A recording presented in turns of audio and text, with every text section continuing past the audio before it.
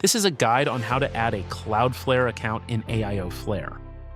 First, click the Add Cloudflare Account button. You can connect your account using either an API token or a global API key. We recommend using an API token as it is more secure and allows for better access control. Once all required fields are filled, click Save. After the account is successfully added, the system will automatically sync the zone names from your Cloudflare account. If you select Sync DNS Records, the process will run in the background using client-side processing. This means your browser must remain open during the sync. Server-side processing for DNS record synchronization is currently under development.